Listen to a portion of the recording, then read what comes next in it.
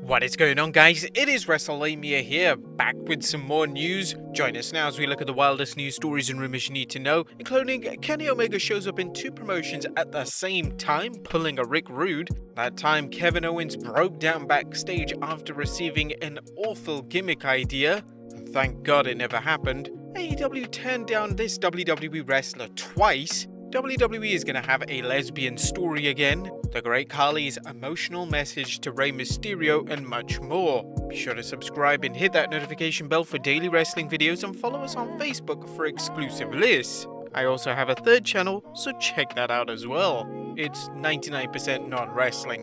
But now let's hit the intro and get straight into the first story.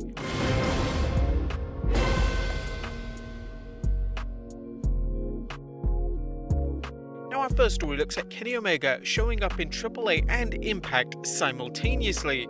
Did you guys like AEW World Heavyweight Champion Kenny Omega? Well, if so, you got the chance to see the cleaner twice last night as Omega first appeared during IMPACT's Final Resolution pay-per-view talking with former Bullet Club member Carl Anderson, but not long after that, Omega appeared in Mexico City where he successfully defended the AAA Mega Championship against Laredo Kid at the Triple Mania 28 event. And not since Rick Rude appeared on an episode of Raw and Nitro simultaneously have fans seen a top wrestler make two appearances at once. Like ravishing Rick Rude, Omega pulled off his 2-for-1 appearances thanks to taping one. In this case, Omega taped his appearance at Final Resolution.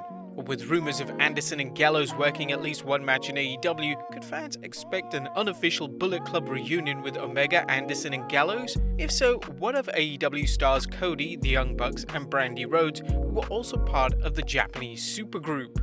Next up, this is why Vince McMahon loves Matt Riddle. Vince McMahon is known for pushing wrestlers and or keeping them around because they make him laugh, with R-Truth exemplifying Vinnie Mac's policy.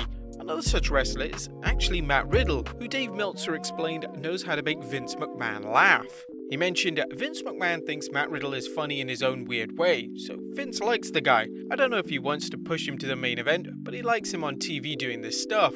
Vince never probably saw Fast Times at Ridgemont High, and he doesn't realize he's doing a 40-year-old character with Jeff Spicoli. So he likes this character, he likes Matt Riddle, he just doesn't get the bro thing, but he thinks he's funny, so we gotta keep him on television. Now Riddle has enjoyed a good push since moving from SmackDown to Raw, having recently competed for a chance to wrestle Drew McIntyre for the WWE Championship.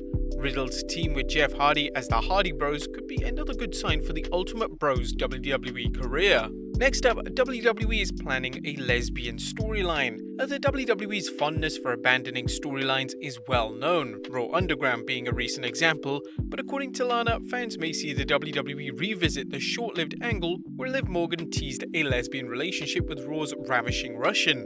You may recall Morgan crashing Lana and Bobby Lashley's kayfabe wedding on Raw, proclaiming her love for Lana, only for the storyline to quickly fall by the wayside. However, Lana recently talked to Sportskeeda about the angle, saying, "I can see the story picking up at any time, any day. You know, like I think it's a very compelling story and I would love to revisit it." So that's what I was told, that we're going to revisit it at some point. With Morgan reunited with Ruby Riott on SmackDown as the Riott Squad, it's difficult to imagine Lana and Liv Morgan getting together soon. But what do you guys think of this angle, and do you want to see the WWE explore it again? Let us know in the comments down below. Next up, AEW stars are upset with Jim Ross. Jim Ross is a highly respected announcer whose decades of experience calling matches, as well as his years working in the front office, give him a keen perspective on the business. However, there are reports that some AEW wrestlers are upset with good old JR for some comments he made during an episode of his Grillin' JR podcast. Ross spoke about how finishes like the DDT and Superkick have lost their potency in the ring and dismissed the excuse that it's just the evolution of the business. He mentioned, "I want somebody to prove to me that the changing of the wrestling business is what it is today and it's making a difference. I say no. I told a kid the other day at AEW that everybody does the same f***ing spot. All you guys go outside. You cluster up like coils. You stand there in a huddle, friends and foes together, side by side, so you can catch some leaping idiot going over the top who never wins with this move. They're looking for the holy shit chant. They love to hear, 'This is awesome.' It's a spot, folks. It's a trapeze act. I don't buy into that." Wrestling News reached out to AEW stars for comment, with Paul Davis reporting, One wrestler gave us the following statement on Ross's comments. Look, I know there's a lot that JR can teach us, but burying us on the show or on his podcast is only going to make some of us ignore what he says. I grew up watching JR and he's the best, and we love that he calls our matches, but maybe find a different way to criticize the wrestlers in the ring. Everyone is doing what they've been taught. I agree that some things need to be slowed down, but that won't happen when the guy who is supposed to help put us over is going out there and publicly burying us. AEW star Brandon Cutler took a thinly veiled shot at Ross in a tweet to hype Cutler's upcoming spot in Dynamite's 14-man tag match, saying, "We're gonna go outside, cluster up like quails, stand there in a huddle, friends and foes together, side by side to catch some leaping idiot going over the top." Now, in Ross's defense, he's just one of several people in the wrestling business, not to mention fans, who criticize the spot as being overused and contrived. What do you think of JR's comments? Let us know in the comments down below. Next up, AEW turned down a WWE wrestler twice. Critics of All Elite Wrestling argue WWE's rival is a haven for former WWE stars, pointing to wrestlers such as Matt Hardy, Miro, Cody Rhodes, Chris Jericho, and FTR. However, one superstar who AEW turned down was original Nexus member Darren Young.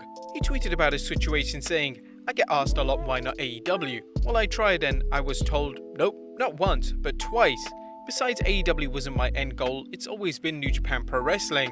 No matter what, don't ever get overwhelmed and decide to throw in the towel. I've still got a lot of work to do."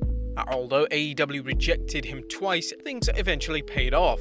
With AEW's roster bursting at the seams, it's likely best that he ended up in New Japan rather than competing for his spot on Dynamite. Next up, that time Kevin Owens broke down after receiving an awful gimmick backstage.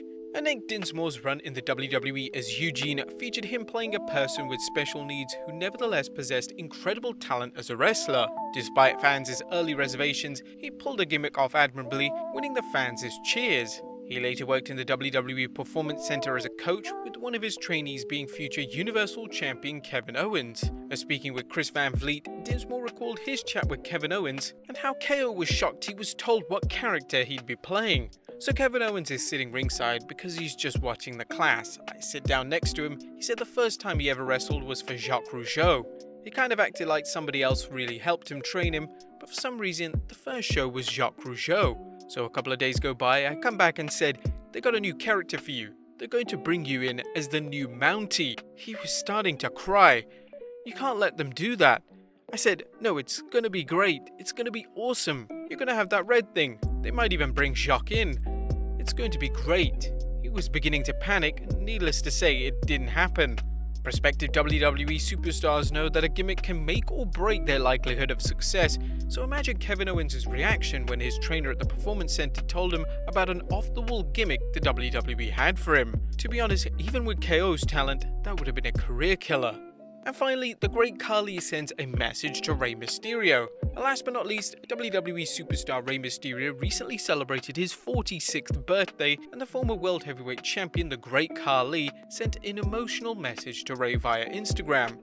"It's my homie's birthday. Happy birthday, Rey Mysterio. My oldest friend and my best buddy. Maybe people have seen us in the ring, but outside the battle area, we had a hell lot of fun. Those cheers and laughter and so many jubilant memories makes me miss you even more. Meet me soon, Rey. Love you, buddy." It's amazing how wrestlers stay in touch with each other even when it's years or even decades after they last competed. Wrestlers often talk about how their colleagues are like family, and this is just another reminder. But there you have it, guys, the wildest wrestling news stories and rumors you need to know. Be sure to leave your comments down below, subscribe if you haven't already, follow us on Instagram and Facebook for exclusive lists, and check Incredible out if you can, and I'll see you next time with some more wrestling content.